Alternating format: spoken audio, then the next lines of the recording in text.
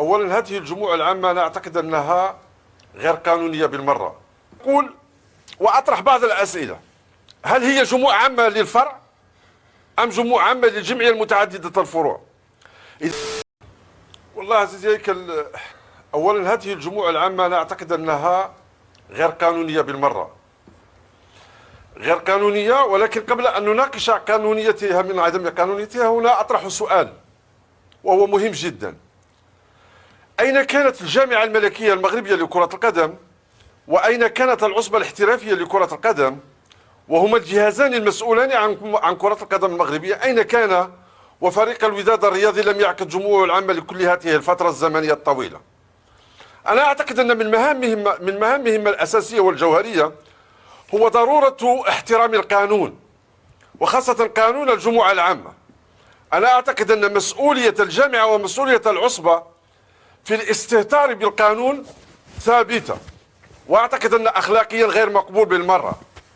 لذلك لا يقبل مرة أخرى أن تستهتر الجامعة وتستهتر العصبة بمثل هذه القوانين.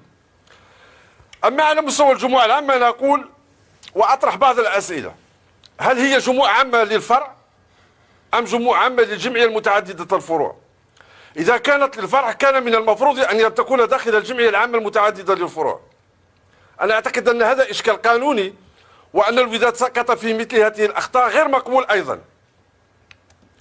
حتى حينما نناقش الفرع، هل هذا التقرير المالي هو للجمعية أم للشركة، خاصة وأن الوداد كان يعوض أو كان يؤدي الأجور والمستحقات عن طريق الشركة؟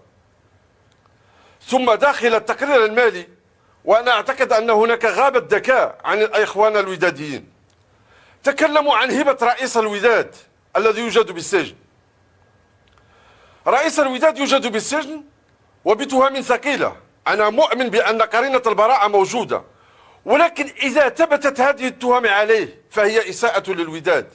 وبالتالي أنا أعتقد هذه كلمة الهبة ما كان لتكون في التقرير المالي داخل فريق الوداد الرياضي. نضع هذا في جزيرة أخرى وننتقل إلى الجزيرة الأهم: ماذا يجب على الوداديين الآن؟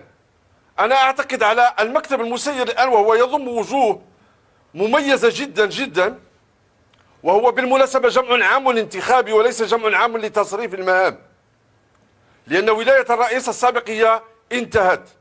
أنا أعتقد عليهم أن يمارسوا الشفافية والوضوح، عليهم أن يعملوا على مأسسة فريق الوداد الرياضي حتى لا يسقطون في الفخ السابق وفي التجربة السابقة، وعليهم أن يشتغلوا على الموسم الرياضي المقبل، لأن هذا الموسم انتهى بنهاية الهزيمة أو الإقصاء بالأمس أمام فريق السوالم الذي قدم لقاء رائعا.